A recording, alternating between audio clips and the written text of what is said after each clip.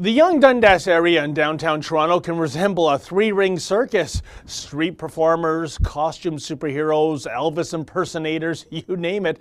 But recently, when Dore Shepherd-Love, an evangelical street preacher, dropped by to spread the gospel and to criticize Islam, well, suddenly freedom of expression on the sidewalks of Toronto took an abrupt right turn into the twilight zone. Well, I'm with Dore Shepherd-Love. He's an evangelist. He does street preaching here near the corner of Yonge and Dundas, near Eaton Centre. And Dore, about 24 hours ago, you had quite a traumatic incident happen here. Can you tell the folks exactly what went down? Sure, absolutely. So I'm out here every Wednesday to Saturday.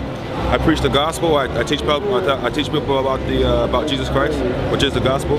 And so yesterday I was reading Surah 4, Ayah 34, because there was a lot of women in the crowd, and that says that it gives the husband the permission to beat their wives.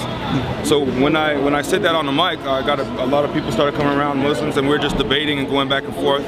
And then some security guard came out of H&M. And he came out of H&M, and so usually I have a mic and a speaker. So first he tried to grab my mic, and then he's like, let me speak. And so I moved the mic away from him. I'm like, no, I don't let me speak. And then so I kind of moved out the way to get away from him, and so he tried to grab me again, like pull me back. So I told him, like, don't touch me. I even told him that, I mean, you can say whatever you want to say, but when you touch me, it's assault. Oh, and Dore, if you could, we can just stop it right there. We actually have some cell phone footage, so this is not a he said, she said kind of thing, folks. Let's run it now and see exactly what happened. In essence, this is what you're saying, that the Quran is a hateful book. Because all I do is read the Quran. I didn't interpret it, I didn't embellish it. I read it verbatim, word for word. And everyone got upset and said, oh, you're so full of hate, you're so full of hate. So actually, what you're saying is the Quran is full of hate. But why are you arguing about the Quran? You're here to Amen.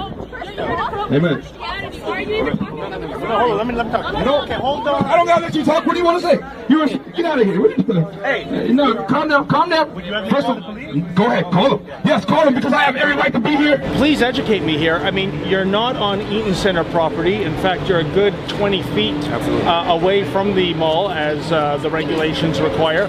On what authority, or on whose authority, did this security guard come out here and try to shut you down and manhandle your microphone that way? No authority at all. No authority given to by the government or by any elected officials, because the police come out here often to make sure to actually monitor what I say a lot. He has absolutely no authority to come out here, and according to the Canadian Charters of Rights too, I have the right of religion, I have the right of expression, and he was trying to stifle that right. They said that you're saying hateful things about Islam.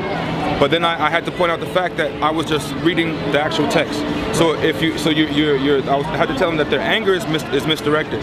They shouldn't be mad at me, they should be mad at the text. And if I read a text and you believe that text sponsors hate, then by essence you're saying that the Quran sponsors hate, because all I did was read the text. It's a biased view. It's saying that you know, this religion, you can't talk about this religion, but you can talk about other religions, which in essence it's Sharia law. You're saying that don't talk about Muhammad, don't talk about the Quran, but it's okay to talk about Jesus. It's okay to disrespect Christianity, but not Islam, which is biased, and it's a precept, or it's like a foothold to Sharia law. Now, we later reached out to the Eaton Centre to find out what the deal was. I asked the following questions. One, as you've stated, your client is investigating the matter at hand, but has Damien stated why he left the property to assault the street preacher in the first place? And two, how long is the investigation expected to take? And three, is Damien still on staff, or is he suspended with or without pay during the course of the investigation? Number four, was there video surveillance of the altercation? If so, is this being reviewed? And five, if you're unable to speak about specific details, can you enlighten me in terms of general rules of engagement regarding security personnel and members of the public when it comes to use of force? And I received a one-sentence response. Quote, "It is not our policy to address individuals outside of our property line.